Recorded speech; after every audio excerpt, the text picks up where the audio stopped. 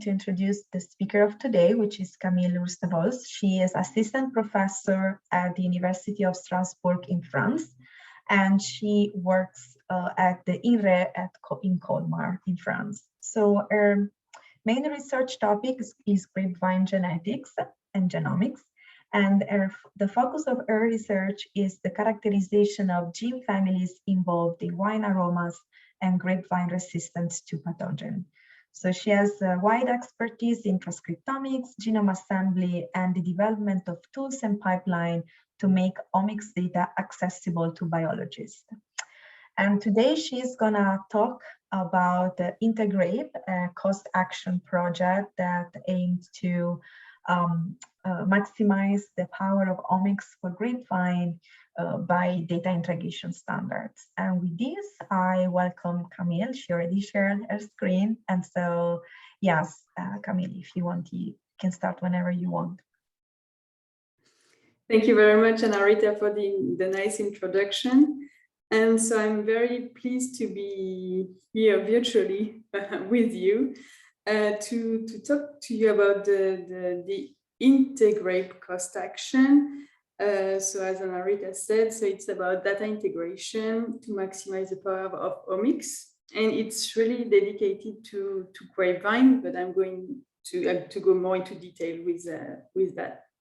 So maybe you don't know about what a cost action is, so I figure that I will present you that at first. So what does cost mean? So of course, money, but this is not the point. I mean, not really the point of this talk. So it's cost stands for European Cooperation in Science and Technology. So it's actually a European organization which is funded by the European Union. And so it's pretty old because it's working since 1971. And the only goal, if I may say, is to help a researcher to work together and to create networks. So it's not about funding research, funding experiments, funding creation or generation of data of any kind, not at all. It's about networking, bringing people together, organizing meetings, exchange and organizing exchange of people or students in different labs or this kind of things. So it's really a networking tool for research, and this organization, maybe I can get the pointer here. Yeah. So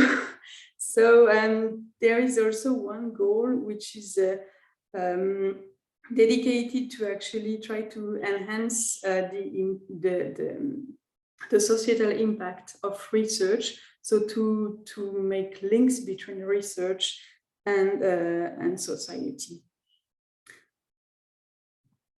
So the cost organization is organized with member countries. So it's really focused on Europe, but not only. It goes a bit broader than that because it also includes countries like Turkey, which is all of these countries actually, which are not part of the official European Union, but they are allowed to be part of cost action. And also Israel, for example. So you can see the map here. So it goes beyond the border of the official European Union. And actually the network and the countries who can be involved in different degrees, let's say, to a cost action is actually worldwide. So you see in purple here the cost action members who can actually apply, for example, to get grants for a cost action. But there are also countries that are partners or near neighbor countries And so with these two status, these countries are allowed to get less grants, for example, or less money to actually contribute to an action, but still they can be part of an action. And the other country, the third states or the international partner countries, they are, let's say, encouraged to participate to these actions for mutual benefits, but unfortunately they cannot be funded to be part of the networking, for example, to attend to meetings organized by cost actions, for example. So you see there are different levels, different degrees, depending on the countries, and being linked with Europe, and they benefit more or less with these grants. So this cost organization funds what we call actions. So it's like projects, let's say.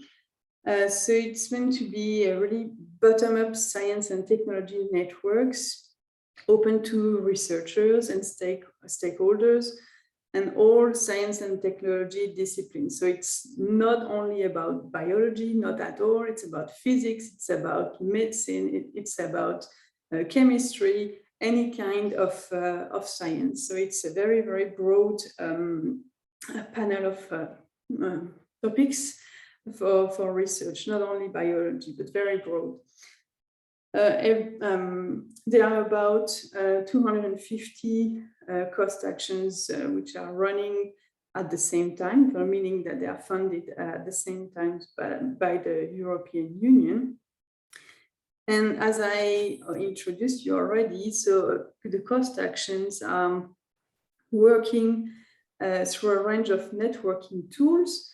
So what we can actually do within a cost action, we can organize training schools, we can organize what we call short-term scientific missions. So this is an exchange of people. So for example, if a student in my lab wants to visit a lab to get a new expertise in one field, I can ask for a grant to the cost action if it's linked with the topic of the action, and my student can get some money to visit another lab for a week, a month, so a rather short-term scientific mission.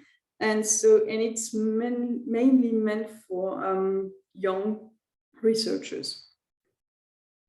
Also, there are also grants to attend conferences, especially for certain countries. I'll come back to that later. Also, another networking tool is for dissemination activities. So through, for example, websites or also social media. So we have money, for example, to develop and to maintain a website. And the last but not least, the last tool. So we can get money to organize conferences and workshops. So to gather scientists together to talk about science, to try to organize themselves and into a network to achieve the goal of the project. So I told you earlier that the European countries are members, but we can distinguish between two types of members within the cost countries. You can see the purple ones and the green ones. So the green ones are what we called ITC, so inclusiveness target countries. So these the green countries, how to say that? There are countries where research is probably a bit less not developed, but maybe the government doesn't fund research as much in these green countries compared to the purple ones. So really the cost, and through the European Union, so they'd like to help these countries to develop their research. And so these green countries, they have a facility to access to certain grants, for example. So this is part of the cost inclusiveness policy. So for example, these ITC countries, or also earlier career investigators or female scientists, they are really encouraged, and this is part of the cost policy. There are some rules so that members of ITC, early career investigator or female researcher, they have to take some leadership role in every action, and they can benefit or they can benefit from dedicated cost networking tools, in particular the short-term scientific mission. So it's or they can have an easy access to training schools. And they are, for example, the ITC country, people from the ITC country are the only one who can apply for ITC conference grants, for example. So there is a very specific point to help young scientists, female scientists, and people where research is less developed compared to other European countries to get helped and to get into the dynamic of the whole action. So how is an action structured and organized? So it's always with this, it's following this scheme. So there is a management committee. So this management committee is composed of one or two researcher per country. So for example, I'm going to that later, but for example, with the Integrape cost action, there are two members from Italy, 2 members from France, Spain, etc. And so all these people are part of the management committee, and this management committee takes the decisions related to the action. So they decide on the budget that is allocated to, for example, STSM, to the organization of the meetings, to the budget allocated to the training school. So they have to, the management committee votes for every decision related to the organization, the budget of the action. This management committee is led by the action chair and an action vice chair as well. And aside, there is also the grant holder, so which is the institution who is actually with the administrative part of it, so dealing with the budget actually, and help and reimbursing people, this kind of things. So under the management committee, so the people involved in the management committee, but not only, the whole community who wants to take part of the action can contribute to different work groups, so which are defined precisely for every given action. So maybe it's going to be more clearer when I go really to the example of the Integrape one. So how does cost action start? So first, there is a call for proposals. So a group of European researchers, they can submit a proposal to the cost.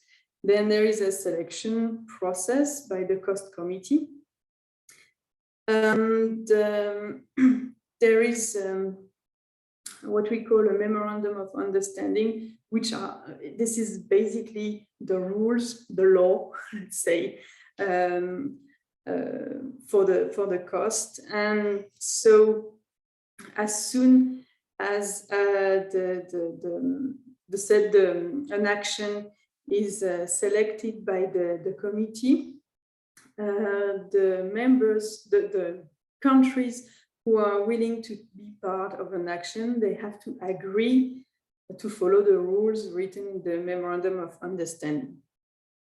And as soon as 7 countries agreed on this Memorandum of Understanding, the action can actually start with the organization of the first management committee, which is the start of the action.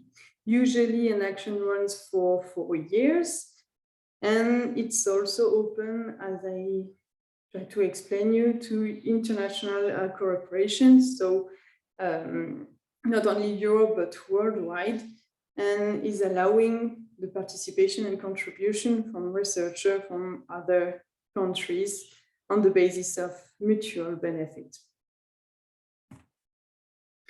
So this was the theory. Now we can go more into practice and explain the cost action Integrape, to which I belong. So this cost action Integrape stands for interoperability or integration of omics for grapevine, so data integration to maximize the power of omics for grapevine improvement. So originally the project was written and submitted by Professor Mario Pezzotti along with Dr. Anne-Françoise Adam-Blondon,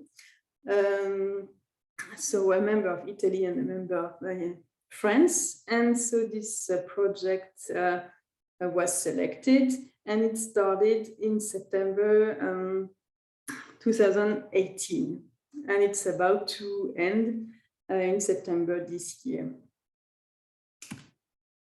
So first, as you're not probably all, you're not all from the grapevine community, I'd like to make a little bit to give a little bit of context why it was important to develop such kind of action on grapevine. So why grape? So you all know that grape is an agricultural commodity of very highly economical importance. It's widely grown worldwide, and especially in Europe for centuries. And so that's why we kind of, European researchers on grapevine, we try to emphasize that grape is very important for Europe. So we get actually the cost grant, and it worked apparently. And also it appears that grapevine is a model plant for perennials and fruit trees. And this is also because grapevine was the fourth plant genome to be sequenced back in 2007. So it's such a long time. And it's since then, there has been a great production, a great, great production of omics data of any kind, genetics, genomics, resequencing, of course, but also phenotyping, metabolomics, all kind of different kind of omics dedicated to grapevine. And it appears that for the grapevine community, these omics data are very dispersed and not interoperable. So this is the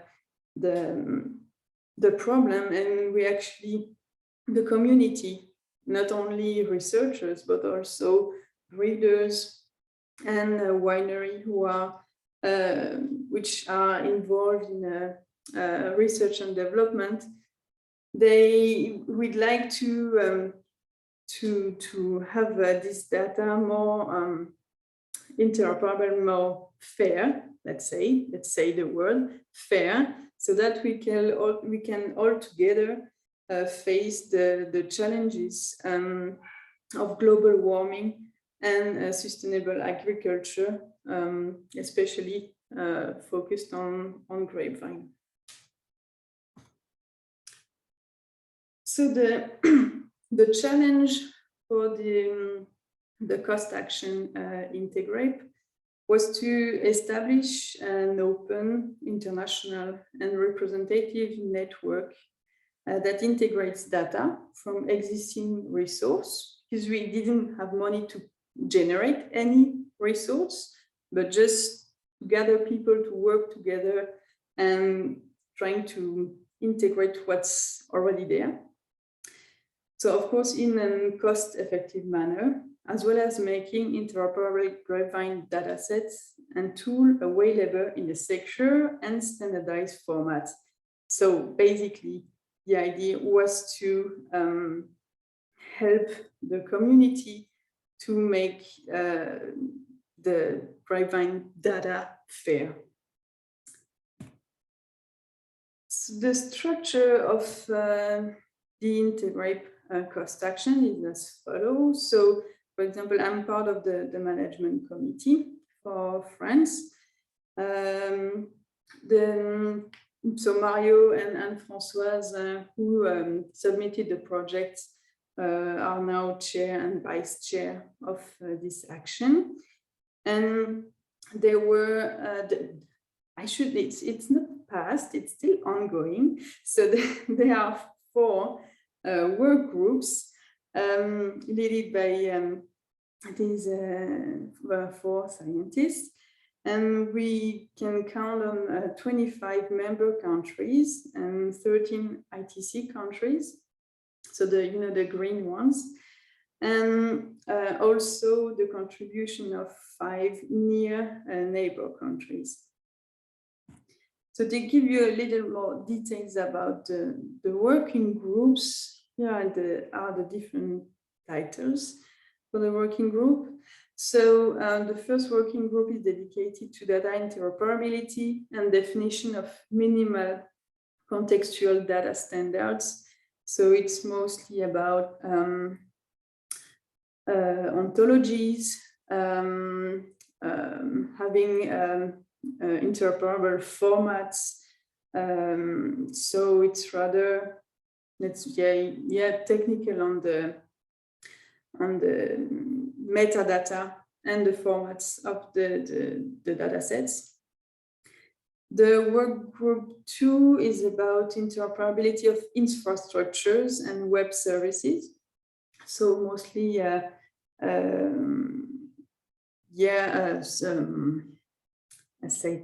the interfaces or the portals that needs to be interoperable between each other. Work group 3 is about data analysis and best practices. So the idea here with this work group is to provide the community with some common pipelines and also guidelines on how to perform this or that analysis. So we'll come back to that later on. And the 4th one is the organization of webinars and hands-on session. So mostly dissemination and training tools.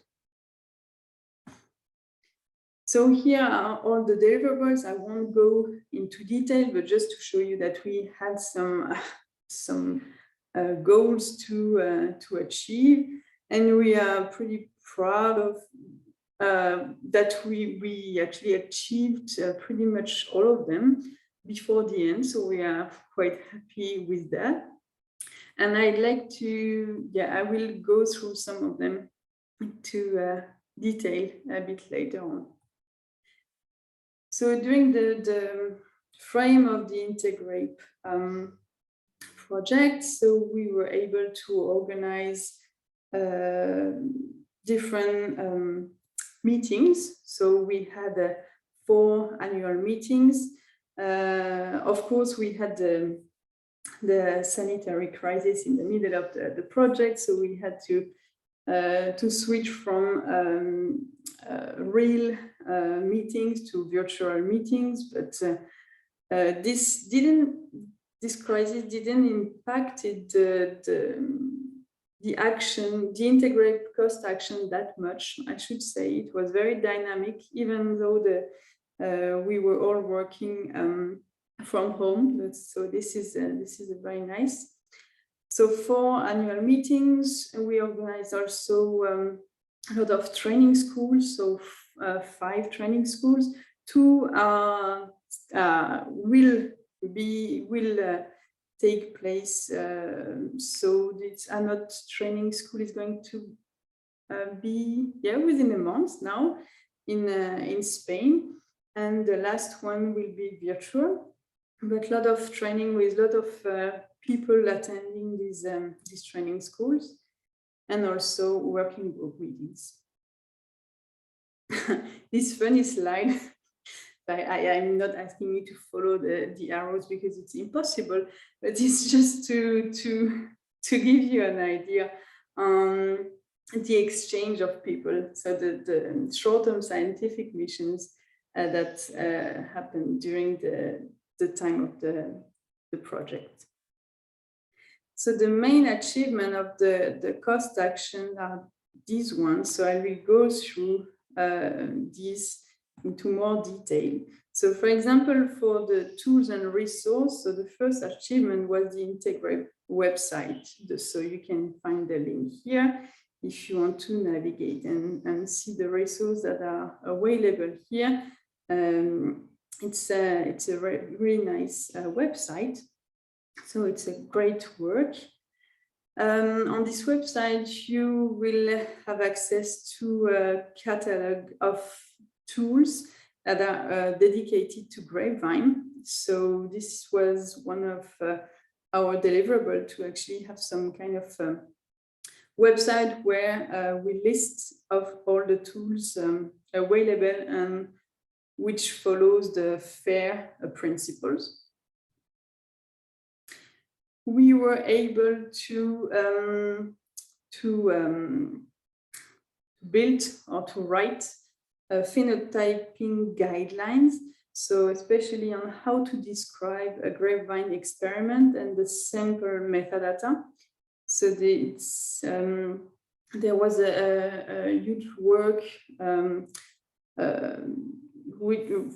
done by the researchers with the phenotyping expertise to work on ontology, how to define an organ, how to define a developmental stage. So this was a great achievement. We also developed guidelines for genomics and transcriptomics data, and especially on how to submit sequences to the ENA, so the public database for sequences. We also provided guidelines for metabolomics, which is based on the paper that has been submitted. So these guidelines help people to submit their metabolomic data in a fair way. We also worked together to develop a grape gene reference catalog. So I told you that the first grapevine reference genome was established in 2007, but there were several versions for this reference genome since then. And so it's always difficult to track your gene of interest in different versions. So we decided to build this gene reference catalog. So it helps the community to keep track of all the genes which were functionally characterized, and to make sure they can track their gene of interest in every grapevine reference genome version. We also were able to produce a new version of the grapevine reference genome, which has the best stats compared to the previous ones, and a nicer annotation. We also developed all kinds of different interfaces and tools, and we wrote some manual curation guidelines as well to help the community to be proactive in manual curation of the gene annotation. So these are all great achievements, but unfortunately the cost action Integrape ends in September, and so we were able to achieve a lot of things, but to make them interoperable is still something that needs to be done. And also we figured that there are much more resources that were not included in what we thought at the beginning.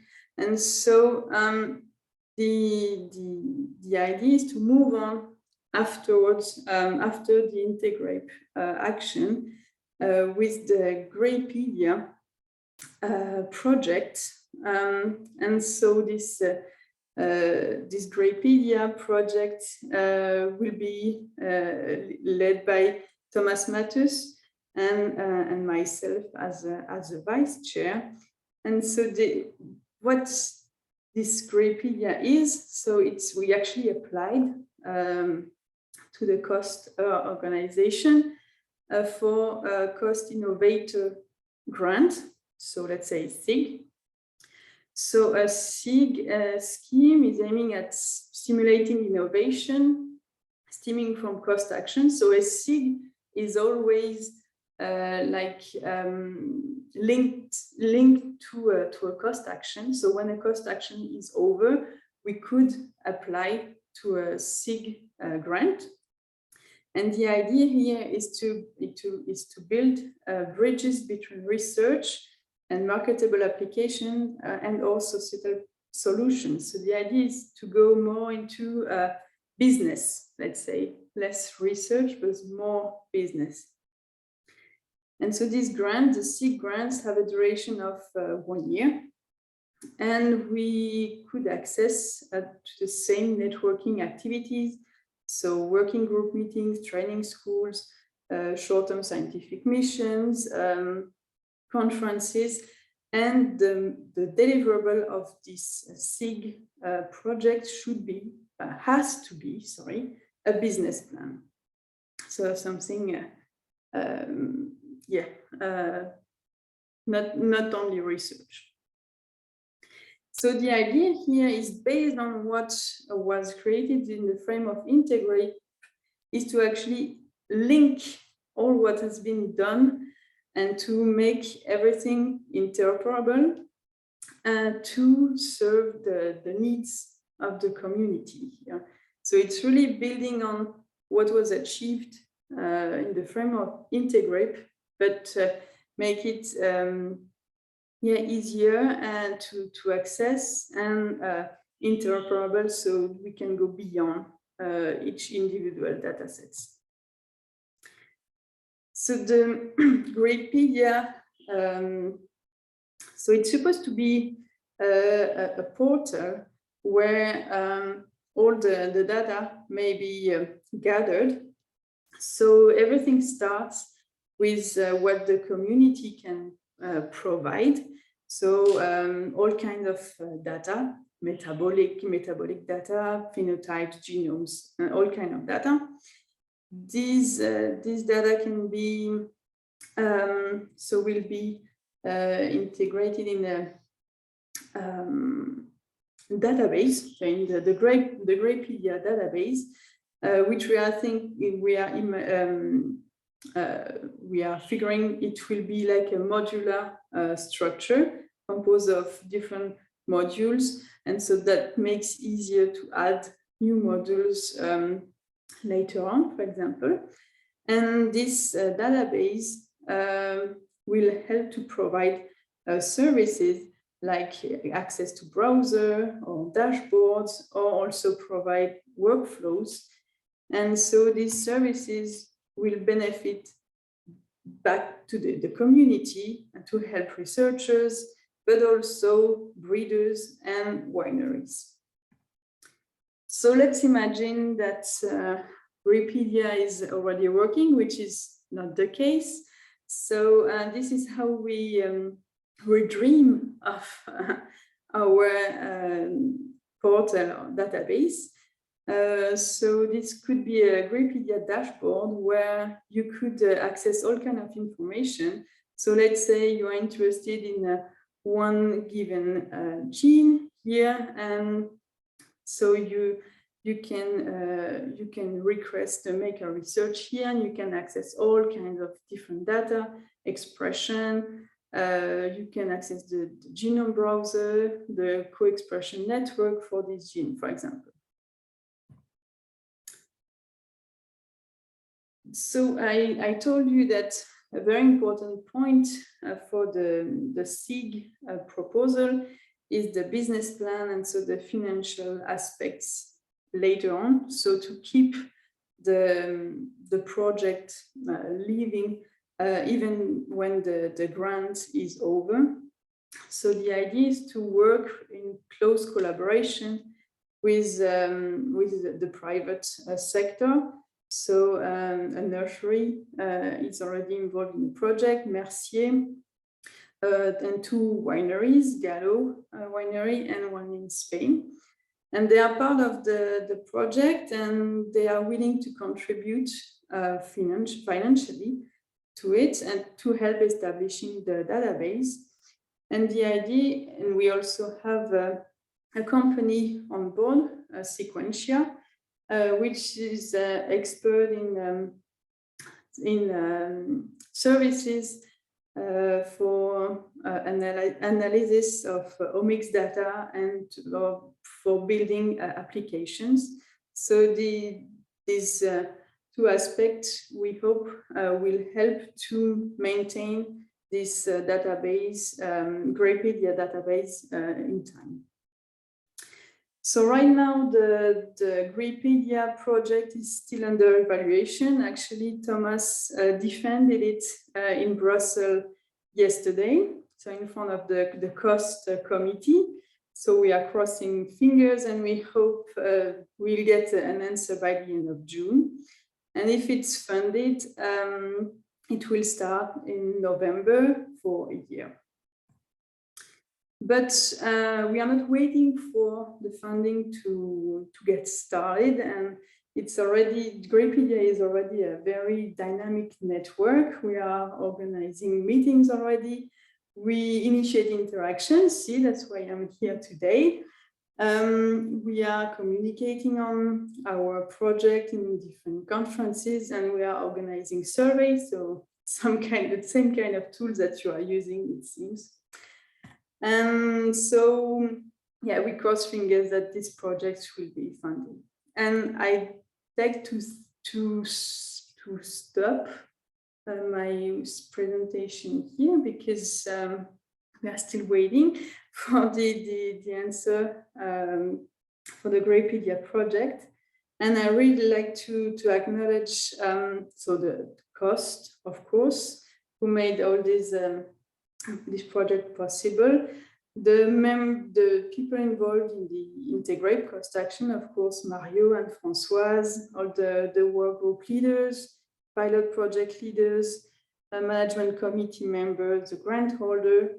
For Grapepedia, I'd like to warmly thank Thomas Mattes and Marie Digby, the whole SIG team, the advisory board, and also I'd like to warmly thank the whole Grapevine community involved, because they are all very active and willing to make things better. So, and thank you for your attention. And thank you, Camille, for the presentation. So we have a couple of questions, no, one question. So the Marco is asking, is the catalog of these resources itself, description of tools, guideline, etc., exported as F.A.I.R metadata? So I'm reading it at the same time. I mean, everything is accessible on the website. Is the catalog for the resource? I'm not sure. It's if Marco, you had the catalog of the tools in mind. It's mostly just a list of links where you can actually access to the tools.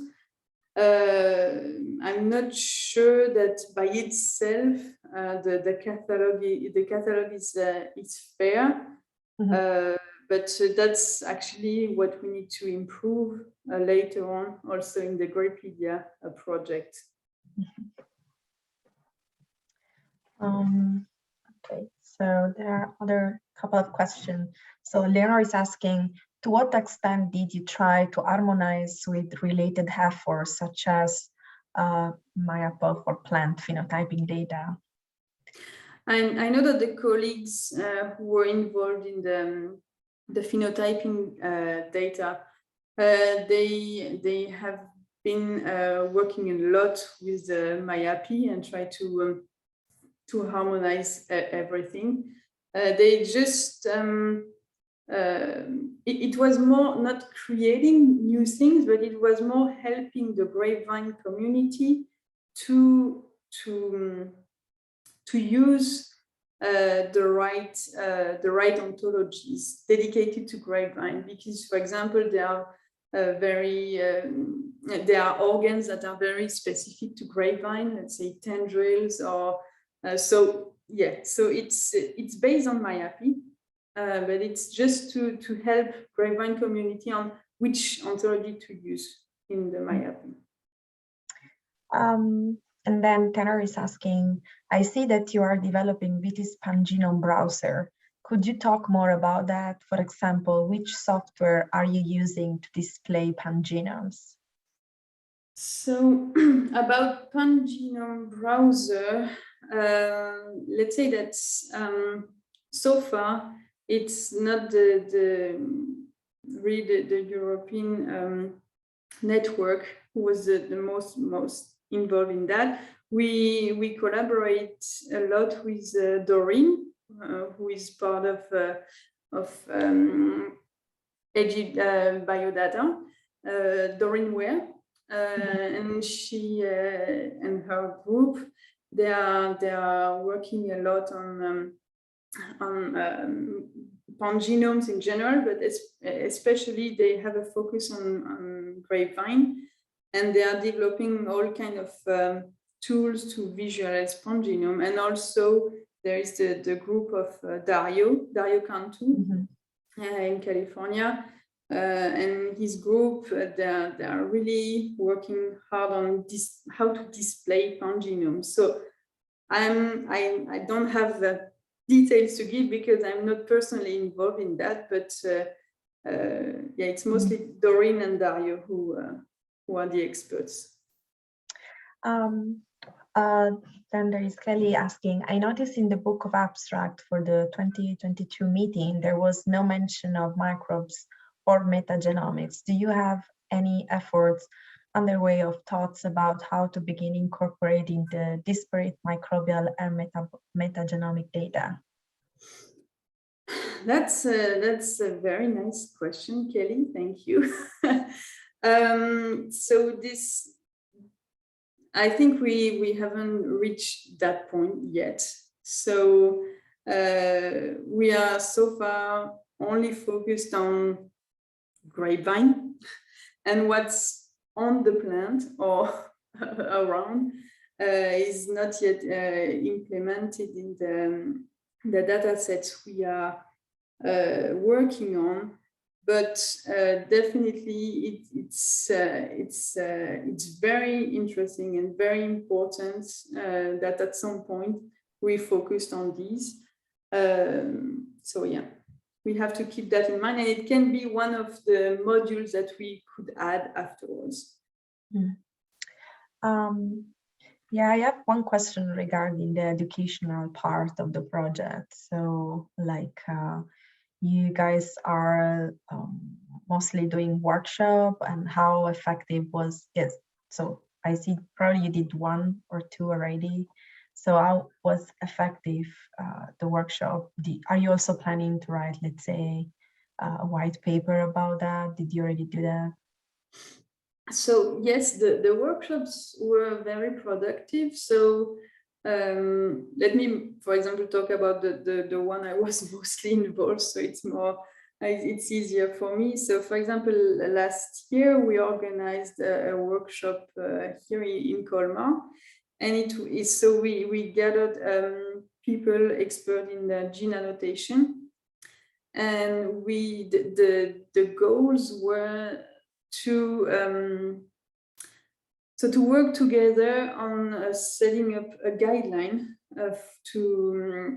dedicated to manual curation, so that we can provide these guidelines. So these guidelines are now available on the Integrape website.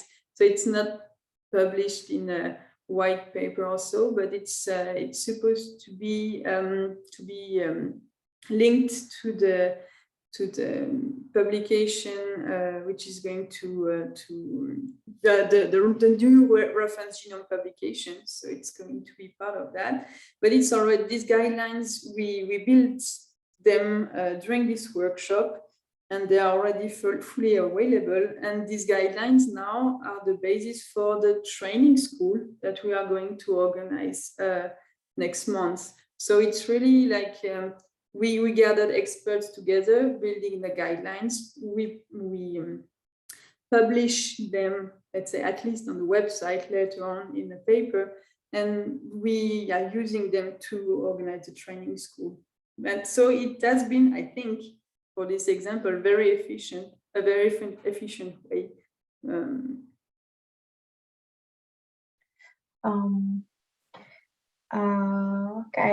Okay, I think Monica, she raised the hand, so I don't know if she wants to ask. Yeah. Sure, thanks. Can you hear me? Yes. Great. Well, first of all, just a comment, I appreciate your presentation, Camille. I noticed many parallels between what AgBioData is attempting to do as a network and what Integrape has successfully set out to do now by the end of your funding period. So I appreciate seeing the groundwork that you laid and how you accomplished all these things. And I'm motivated to go and review some of the publications that you presented on here as well. A question as a member of the AgBioData Data Federation Working Group, I noticed of the 4 working groups that you had, I think the second one was mostly related on data integration or basically the technologies. Could you point me, but I didn't notice in the outcomes that you provided in your slides that there was a specific product from that one. Could you point me to any resources that group generated, so that the Data Federation Working Group that we have currently knows what this group produced in case there are any similarities in the needs that we observed? Thank you, Monica, for your question. So I can tell that you've been following quite well, because this actually the work group 2 has been, no judgment here, but maybe the less dynamic during this cost action. I think that this group suffered from the sanitary crisis. They had trouble to meet and to make this work group live, really. So unfortunately, they are not not much of achievements or outreach from this work group, except that they were able to list applications or interface or database that are meeting the F.A.I.R standards. But apart from that, there was nothing about interoperability or really integration of data, and that's why we wanted to move further forward and with this Grapepedia database, if it makes sense, Monica. Oh yeah, sure. And I fully appreciate the problems with meeting and keeping motivation going during the pandemic. I think it's been a rough 2 or more years for everyone. Yeah. I guess sort of related is you went into detail at the beginning of your talk about the cost structure or the funding structure of the cost initiative. Does COST also fund developers, or did it only go to these networking activities?